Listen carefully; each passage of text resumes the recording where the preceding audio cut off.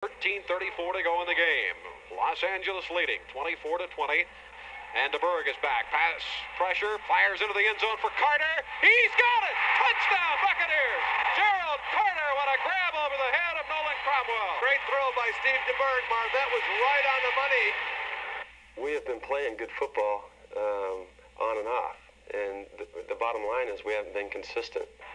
Bucs 27, Rams 24. Back to pass is DeBerg. He fires it out to Carter over his head. Picked off. Leroy Urban at the 25.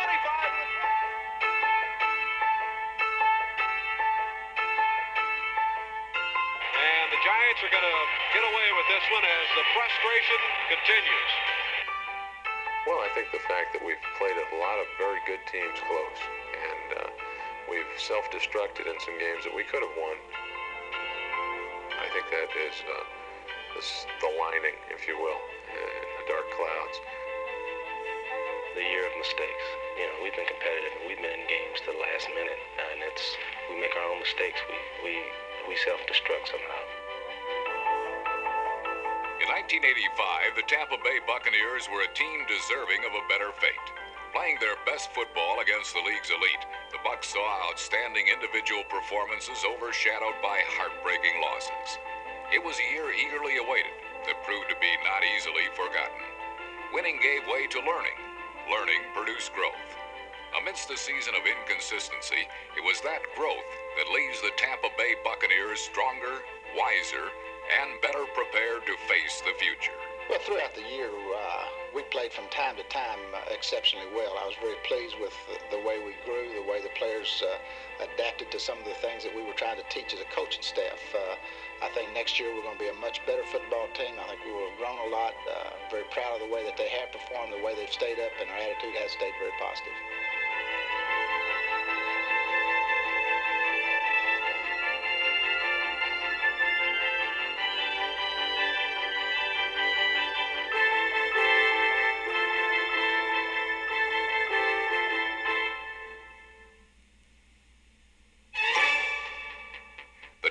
Buccaneers and the city in which they play knew that winning was just a matter of time. Entering Week 10, the frustration of so many near misses had prompted an overwhelming desire to win. It was simply time to take it out on someone. The St. Louis Cardinals had drawn the short straw. The Cardinals possessed big play potential. However, the big play card on this day was dealt by the Buccaneer defense, and St. Louis had no alternative but to fold.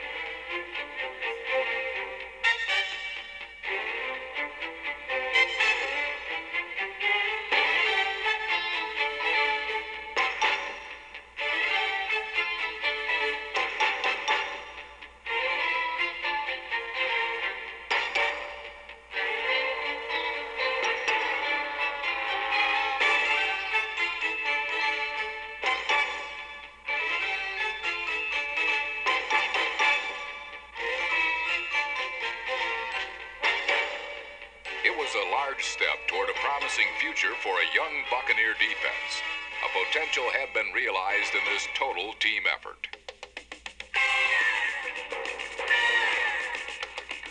Offensively, the Buccaneers sought success through the air and found it. Reliable veterans like Jimmy Giles, number 88, and number 40, Adger Armstrong, teamed with quarterback Steve DeBerg and produced results. On previous Sundays, when one side of the Tampa Bay line performed, the other seemed to falter. Against the Cardinals, a balance was struck. Buck loyalists were pointing toward this game, knowing that it was just a matter of time. The Bucs had grown during their hard luck. The 16-0 shutout was the first in 6 years for Tampa Bay.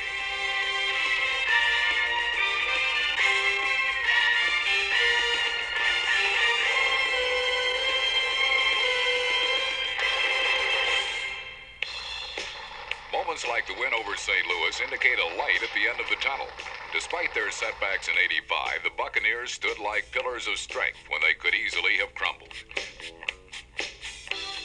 To Leeman Bennett, these pillars represented cornerstones and building blocks, draft choices emerging as team leaders. The Buccaneer defense is largely a product of this process. Number 23, Jeremiah Castillo, was drafted third by the Bucs in '83. And While leading the team with a Buck cornerback record 7 interceptions, he could also handle other facets of the position.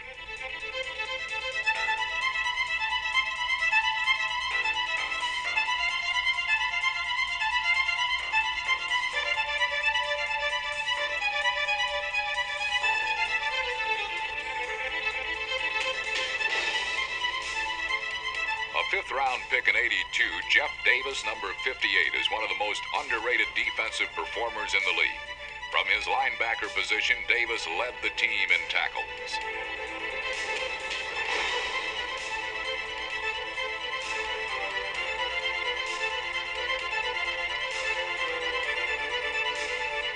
When Davis became a Buccaneer in '82, so did number 78, John Cannon.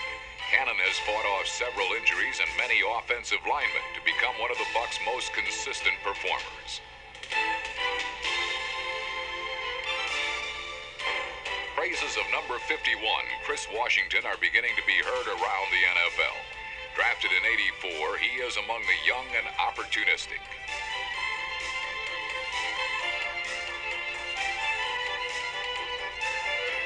Fellow '84 draftee Keith Browner, number 57, teamed with Washington to form a duo of linebackers with promise.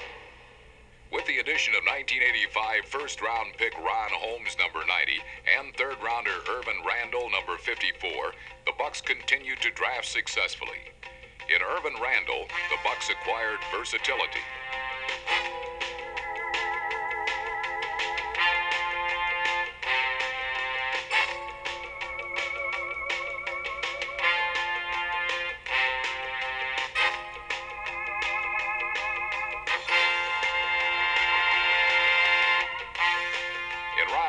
The Bucs have one of the league's top defensive ends. In '85, his talents quickly earned him the respect of offensive linemen.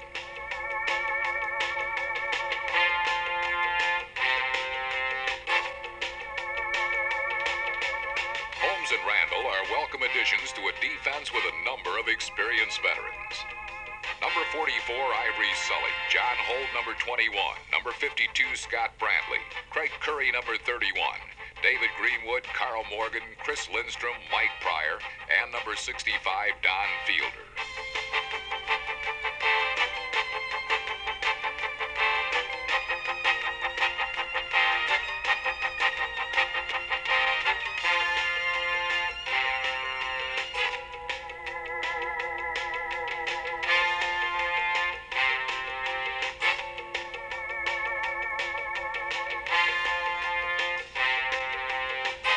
One of the league's best nose tackles is number 76, David Logan. With the loss of All-Pro Leroy Selman to a back injury, Logan became the leader of the defensive line.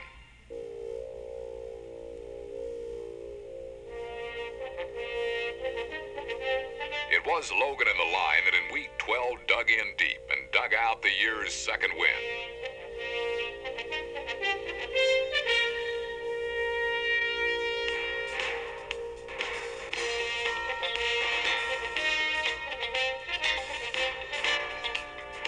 It was a long day for quarterback Eric Hipple.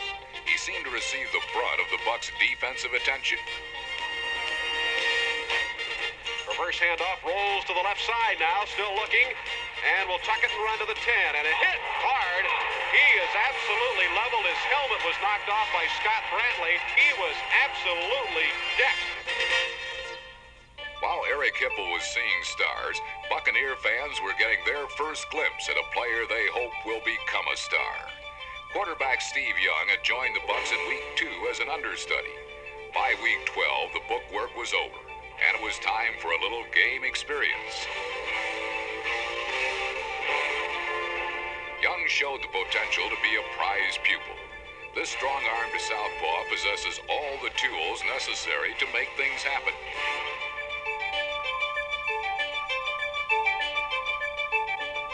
Young's antics engineered a comeback that sent the game into overtime.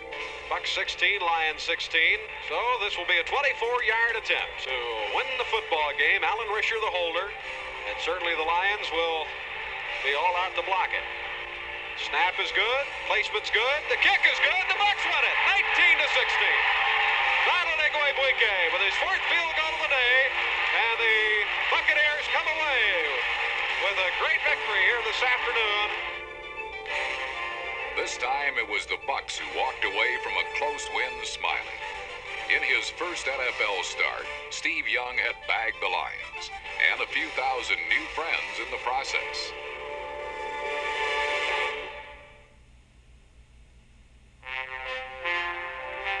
The value of a good quarterback in the NFL goes without saying.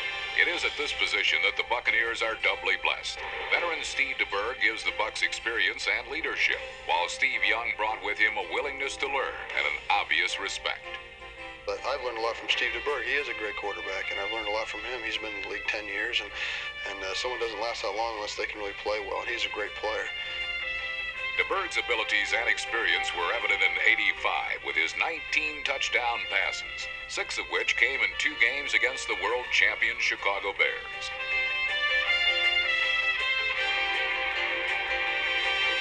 DeBerg's passing produced some of the brightest moments in the Bucs season, as he threw for almost 2,500 yards.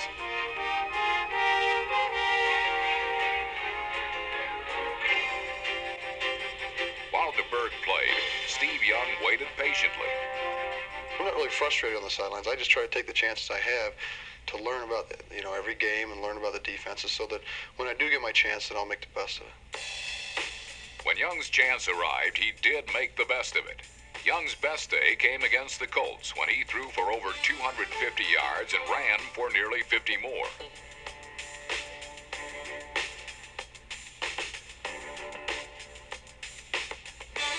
Young's running prowess was such that while starting only 5 games, he finished 4th among all quarterbacks in rushing. He also produced a little magic. Goes to the bomb. Out there is Carter, and it is caught! Touchdown! Kevin House! Kevin House got the tip pass. It went off Gerald Carter, and House caught it for a touchdown. How about that? For number 89, Kevin House, making the magical was inevitable. House jumped, dove, stretched, and tight-roped his way to the club leadership in receiving yardage for the 4th time in 5 years.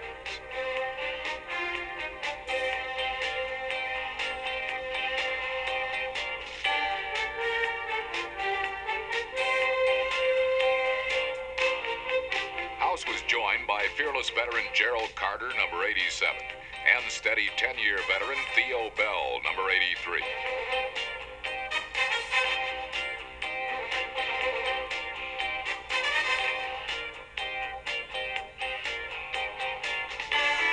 A newcomer to this receiving corps was determined Calvin McGee, number 86.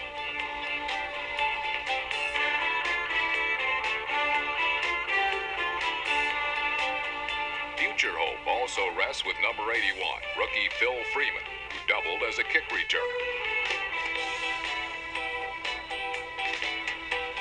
Among all this receiving talent, it is at tight end where the Bucs possess a duo whose skills are comparable to any. Number 82, Jerry Bell, is a chameleon-like receiver whose adaptability has made him invaluable.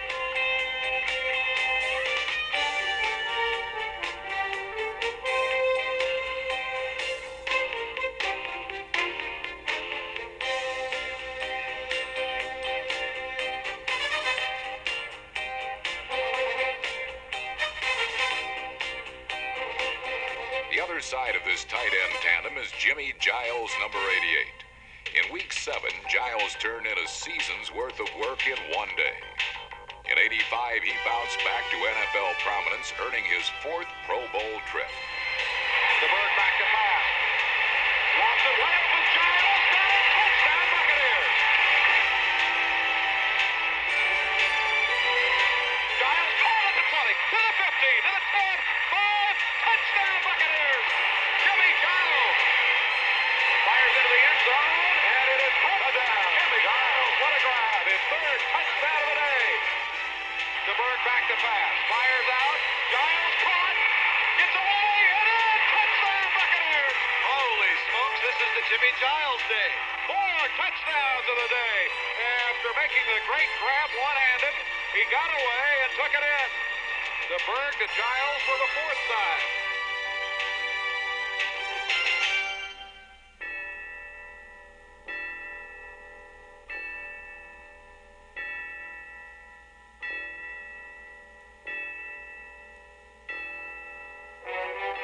Thanks to Fuad Revez, a bright day for Jimmy Giles had given way to a very dark night for the Buccaneers. Heartbreaking defeat had once again cast a shadow over the season. The losses were enough to tear at the very souls of even the truest Buck fans. But throughout the heartbreak, there remained a very steady heartbeat. It is said, where James Wilder goes, so go the Buccaneers. He's a blue-collar worker. He rolls his sleeves up, comes to practice every day, works very hard, goes out on Sunday afternoon and plays very hard. That, to me, would describe James Wilder. Wilder may be blue-collar in style, but he's blue-chip in performance. In his 5 seasons, Wilder has produced large dividends. Despite his portfolio, including 166 yards rushing in one game against the world champion Bears, James Wilder is not yet a household name, but his stock is rising. He has gotten recognition, and he will continue to get more. But until we win, James Wilder will not get the recognition he deserves, nor will anybody else. I'm not getting the national attention, but my stats will put me up that ladder. And I always say if I do my stats, they can't overlook that. The fact Wilder cannot be overlooked on the football field has also made him valuable as a decoy. By pulling linemen and faking to Wilder, the Bucs were able to freeze linebackers and throw over the middle. But it is not as a decoy that James Wilder has earned his fame. He does everything so well from a football standpoint. He is not one-dimensional. He has depth. He has the ability to run with speed and outrun a number of people, but he also has the ability to run people over.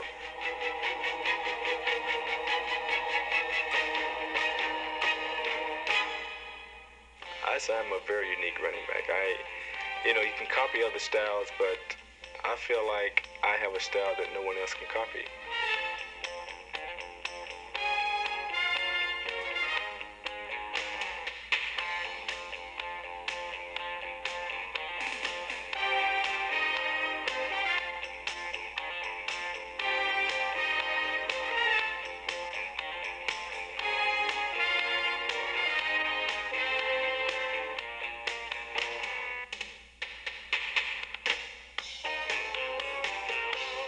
Of all who play the game, very few bring to it a unique style that can't be duplicated. James Wilder is one of the few.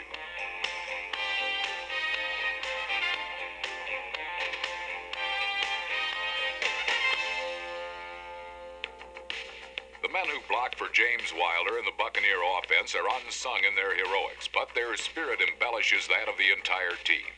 Number 66, George Yarno, and number 72, Steve Corson. Center Randy Grimes and number 68, Rick Mallory. Anchored by number 62, Sean Farrell, and number 73, Ron Heller, this line allowed the fewest sacks in the NFC. Here against the Bears, Heller makes his initial block. He reads the stunt by the Bears' number 99, Dan Hampton, then moves off his block and picks up the blitzing Hampton.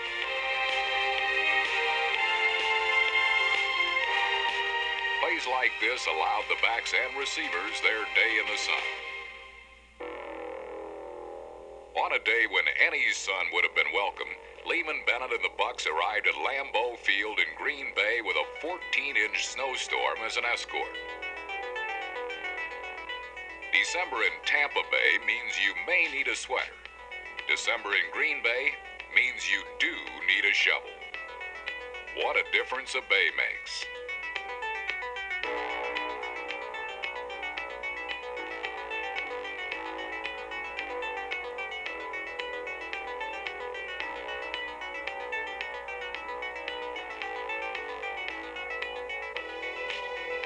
In an era of AstroTurf and dome-covered stadiums, this Sunday in Green Bay was reminiscent of old-time football. Unfortunately for the Bucs, this nostalgic trip left them out in the cold.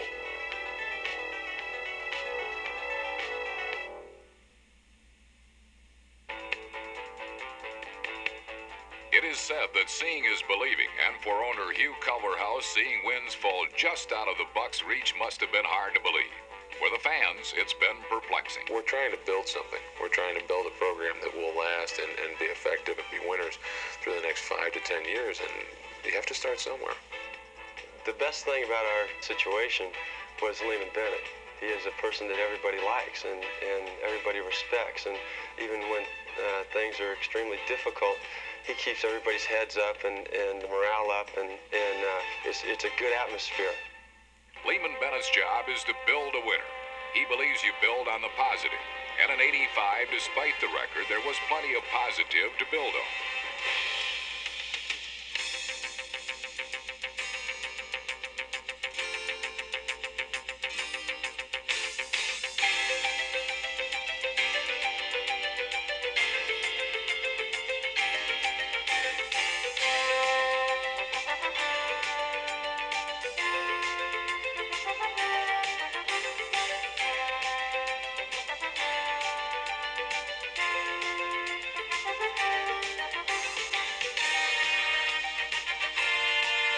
The Tampa Bay Buccaneers are a team that will be reckoned with during the '86 season. With a mix of proven veterans and talented young players, the Bucs entered this year's draft with 4 of the top 40 picks, including the very first. These new players arrive at a franchise with a renewed attitude.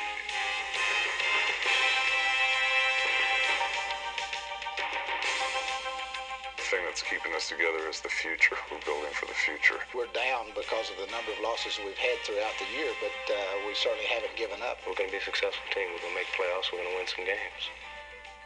To me, I think we have grown. We haven't won as many games as we would like to win, but nevertheless, I feel like we have at least laid the cornerstone for the future, and I'm looking forward to it.